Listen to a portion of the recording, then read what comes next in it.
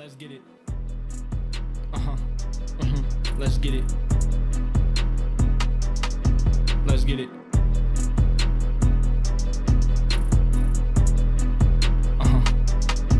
Welcome back to, Royal. let's just jump right in, the Rock and Royal football show, the Rock and Royal soccer show. This is an idea I've been having for a long time, and we are branching out and doing a little bit more. Rock and Royal is the podcast for those who rock the right way.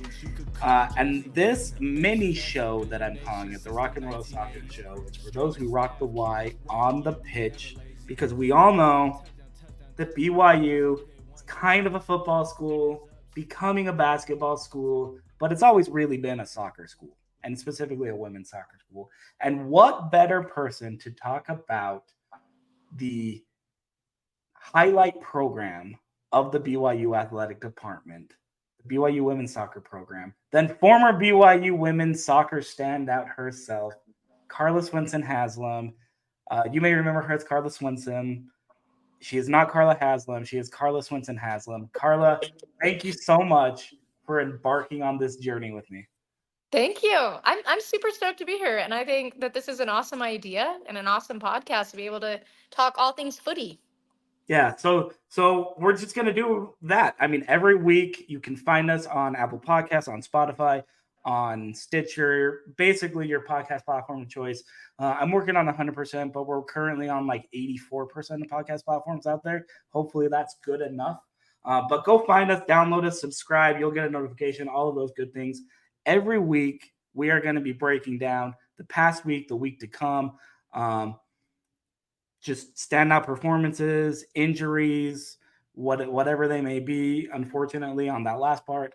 And maybe even a couple of interviews here and there with Jennifer Rockwood's program, one of the flagship programs on that BYU campus. It really is. It's Carla, I know you're a little bit biased in this because you did play for Jen, you did play for BYU, but I've always considered that program to be, and I think the numbers back it up, just in terms of winning wise, but it really is one of the top programs on campus. And I don't think it gets nearly enough love. And I don't think Jen Rockwood particularly gets nearly enough credit for what she has built there in Provo and at Southfield in a lot of ways.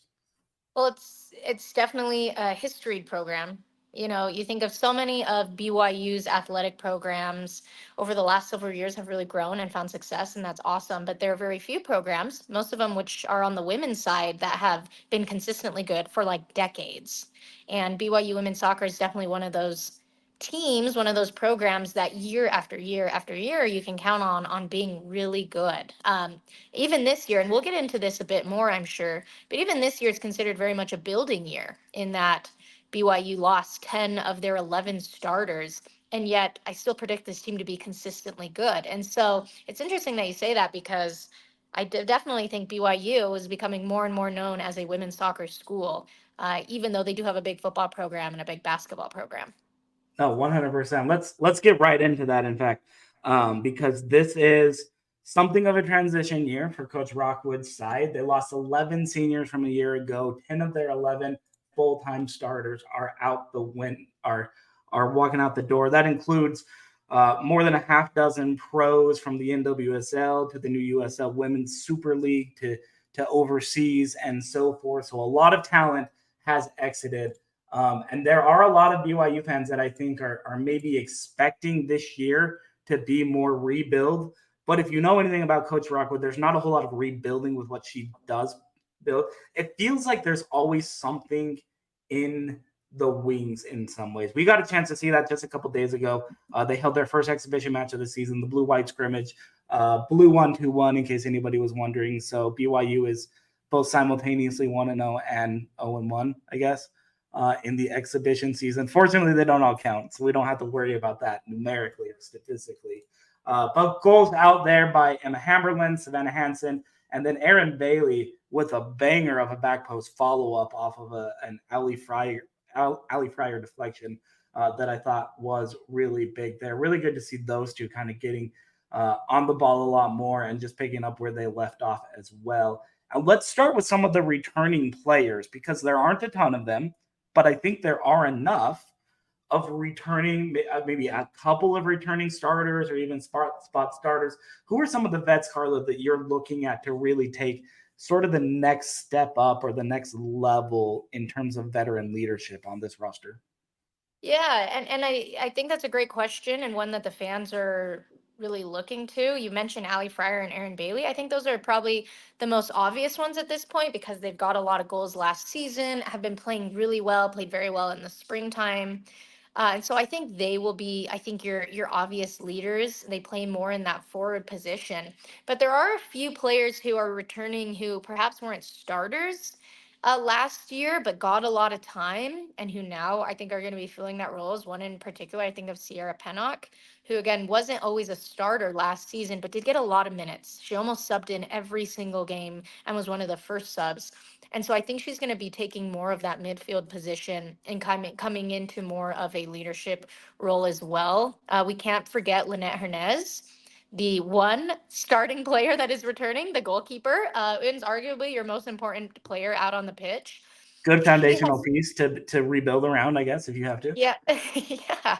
Um, I've been so impressed with her as a leader. So she's always been a good goalkeeper, no doubt. She played very well last season, especially, coming back from remission and then being kind of thrown in as the starting goalkeeper, did very, very well. But it's been fascinating to watch her over the spring season and then over the summer. And now that they're playing in their preseason games, she is far more assertive on the pitch now.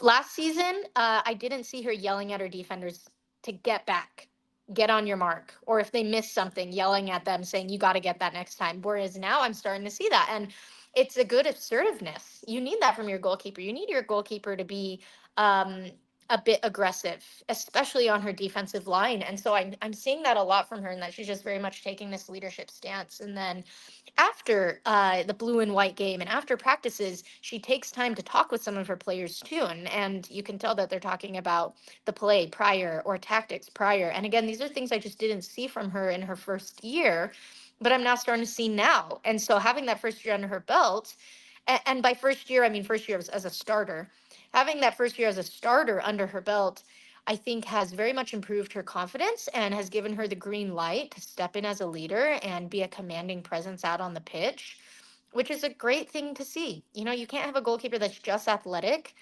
which she has, but you need a goalkeeper that's willing to command the field because they can see everything. And so, probably those four players, but specifically Lynette Hernandez is one of the leaders that I think BYU is going to have to look to in what will be a really challenging non-conference play. Yeah, Coach Rockwood really not taking it easy on this team, despite how much talent they lost from last year and kind of the rebuilding or reloading nature of this program. They're going to jump right into it with power programs that'll really test them for, I think, an expanded Big 12 play. And the Big 12 that we can talk about what they lost on the football side, and that's what most of the media does talk about there. And certainly losing that Texas women's soccer program from the conference isn't anything to sneeze at. But this might be an even more challenging women's soccer conference in a lot of ways with the additions, particularly of Utah, Arizona, and Arizona State, with the rest of the conference, with the BYUs, the TCUs, even UCF, I think is rising up and becoming one of those better programs. Like there's still a lot of Texas Tech, the defending champion. There I go, forgetting to mention the Red Raiders from there. So there's a non-conference slate that is awaiting this BYU team that should be very challenging and I think rightfully challenging for a very good Big 12 conference play. You mentioned most of the names I wanted to shout out there in terms of returning players. Obviously, Ali Fryer, Aaron Bailey, Lynette Hernandez, I think is a great one because that is the backbone of your defense. Coach Rockwood is rebuilding this defense, literally the entire back line on the fly. Lynette Hernandez, I think, needs to kind of take a very active leadership role there. And I agree with you. I saw this past Saturday a lot more of a loud presence from her. She's always been a quiet goalkeeper, even a steady goalkeeper at times. I don't think that's necessarily bad, but you really need good goalkeepers really get after their back line, marshal them, patrol them, put them in the right spots. Just overly communicative in some ways. And I saw a little bit of that out of Lynette, which I think should bode dividends down the road. The other player that I wanted to mention, she is a returning player. I think she's only started like 1 or 2 games in her entire BYU career, but I think that might change this year. Is Tara Warner. She's technically a senior, a fifth-year senior, struggled a little bit with injuries over the year. Even had an injury, I think we can say this, over the spring that wasn't quite as bad as they thought it was. She did play. She did start at left back, I believe, in the blue-white game. She was wearing a brace on her knee, so that was evident. But very clearly, this injury wasn't as bad as they thought it would be. So she's delaying some things or postponing things or just simply fighting through things, which I think is also a hallmark of Tara Warner. I've known her since she was in high school at Springville High School. She's a really tough girl, just incredibly tough. And I think she could play a very active role now, moving from the attacking positions that she grew up playing and playing that sort of attacking left back type of role that are in many ways a hallmark of Coach Rockwood's squads. Do you agree? Yeah, I do. And I think there's a lot of value in having players who have attacking experience and offensive experience actually moving back into that withdrawn forward position, or to be able to play even now as Tara is in that defensive back position on the wing. It's not something we see that often in NCAA women's soccer, to be able to have your defensive wings come up and be an offensive presence consistently.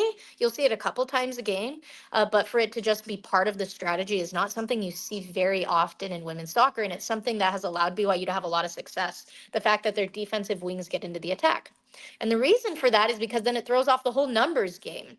Numbers are pretty even throughout the midfield and on the defensive line, but when you have a defensive wing getting into the attack, it throws off the whole number game, and it requires the other team's forward to track back, which is the worst.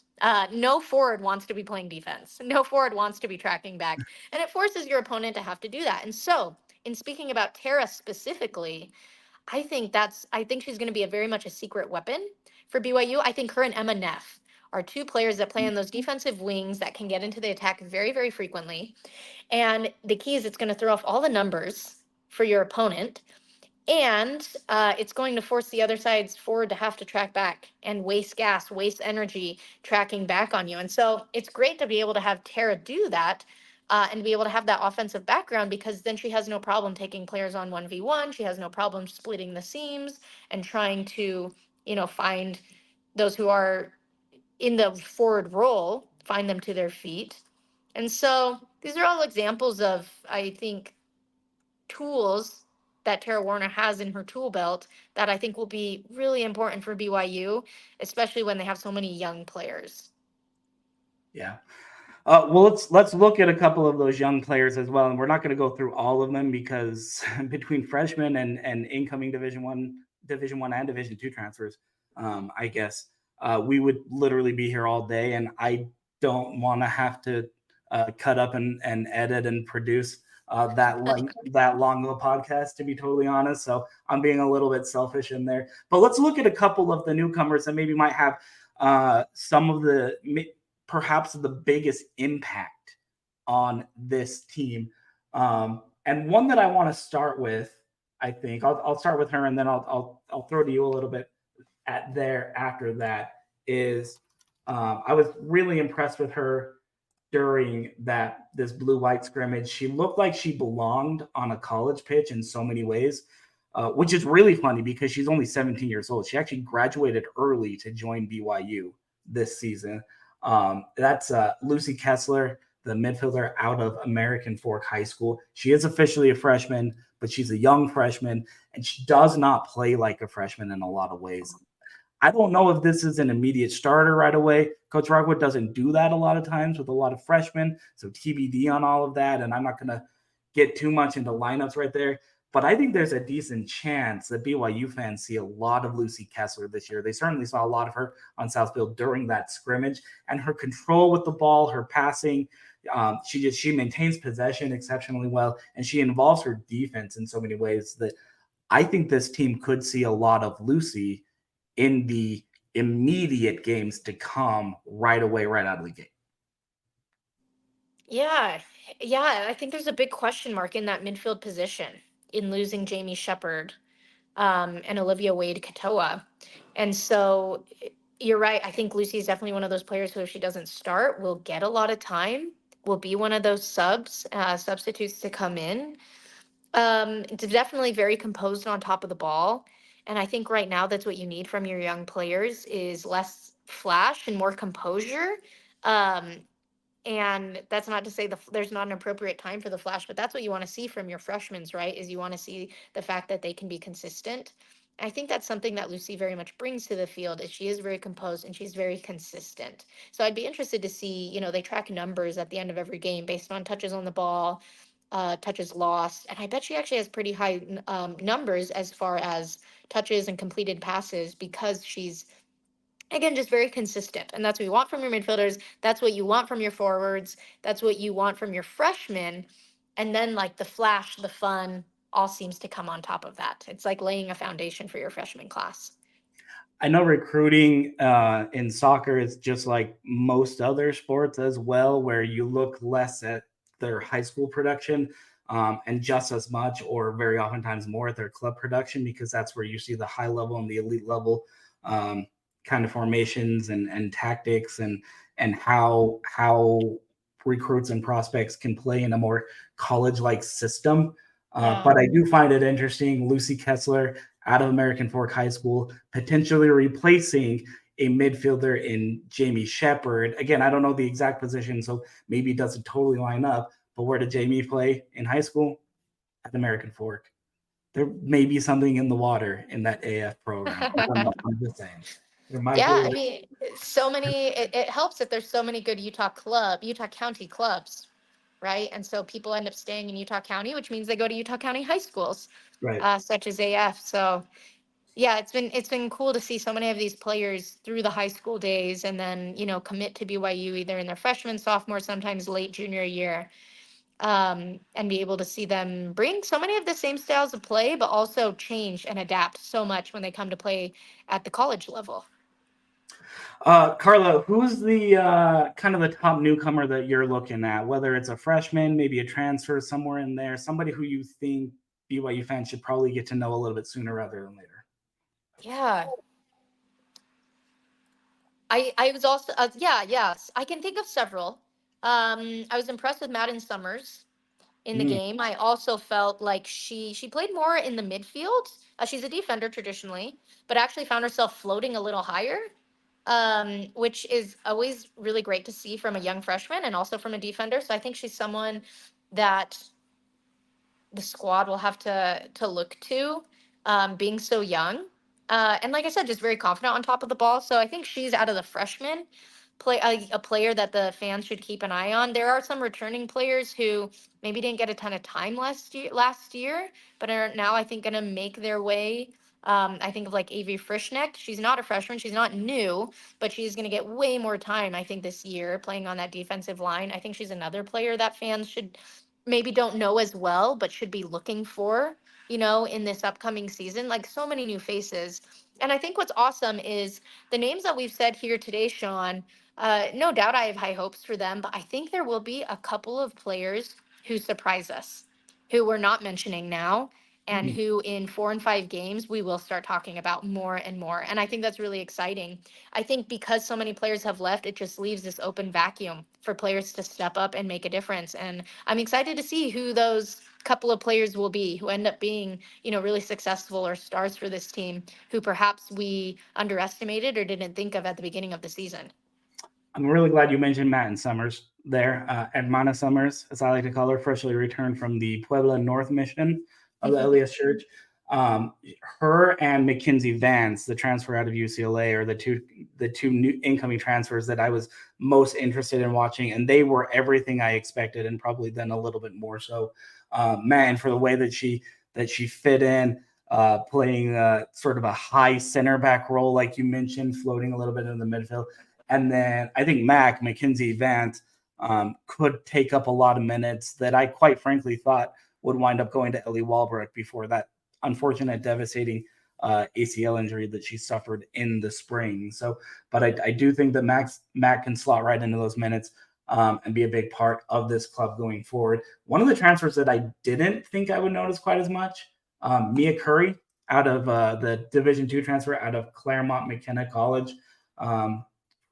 She's an Arizona native, also fresh off of serving a 2-year mission, or an 18-month mission, for the LDS Church as well, now transferring and coming into BYU. She saw a lot of time in that scrimmage, and this is a name that I think it wouldn't be a bad idea to maybe take a look at. She wants to be here. She actually walked on to the program initially when she transferred in. I think she has a scholarship now for this upcoming semester, but she made sure to get here during the spring, paying her own way so that she could get into class and get involved with her teammates and kind of develop that chemistry as well. I think it worked pretty well. Yeah, and it's interesting that you say that, because the transfer portal has changed so drastically for women's soccer. It's just something that is much more utilized.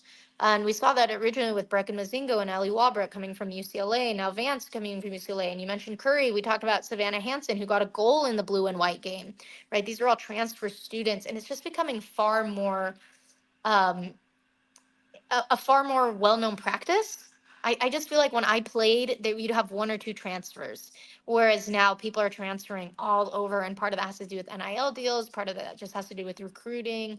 And I think it's a good thing for the sport, because I think it keeps programs honest, and I think it keeps programs and individual players at their top level. And so it's interesting that we have so many transfers every single year now. But I think it's going to become the norm. I think every single year, Sean, you and I, as long as I'm calling soccer games, are going to be talking about a plethora of transfers that are coming into the program year after year and time after time. Yeah, and players want to play for, well, first of all, programs where they can play. They want PT. They want that playing time, right? But they also want to play for programs that win. And I think Coach Rockwood has shown over her handful of years, I won't reveal just how long she's been at BYU, but it's a long time. But I think she's shown that she knows how to win, and players want to play for coaches that know how to win, which is certainly what BYU can do. We mentioned a lot of these transfers are return missionaries for the church. That obviously helps some in attracting some talent, both from Utah and from outside of Utah. But some of them aren't even members of the church as well. And like Sister Vance, like Mackenzie Vance. She's not a member, but she heard about Utah. She heard about BYU, about that program, obviously, and felt like that was a place where she could get the right amount of playing time. So, yeah, that's an excellent point.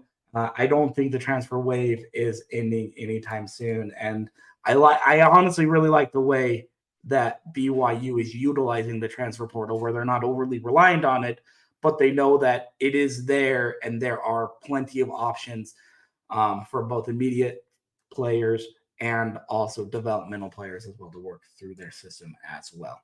Well, Carla, thanks for joining me on this inaugural ride through the start, I guess, of the 2024 season for BYU women's soccer. Like I said, we'll be here every week. You can set your watch to it. Download the Rock and Roll podcast on Apple Podcasts, Spotify, Stitcher, wherever it may be. The season is officially here. Right now, it's loaded up with some exhibition games. But this Wednesday, August 7th, BYU will be at Utah Valley, 7 o'clock kickoff in Orem. If you were one of the lucky 700 or so to get tickets to that event. So I guess we'll get to see what the Cougs can do against an actual long-standing rivalry type opponent pretty quickly here. Yeah, I think it's going to be a really great game. Coach LeMay always prepares his team so well against BYU, so it'll be good to see how the Cougs respond. Awesome. Well, Carla Swensen-Haslam right there joining me on this episode. I'm Sean Walker, once again, as always, saying thanks for joining us, and don't forget to always rock the Y the right way. With the fans, if you with us, raise your hands. Rock up by baby, rockin' Navy. Shout out to my teams, wives and babies.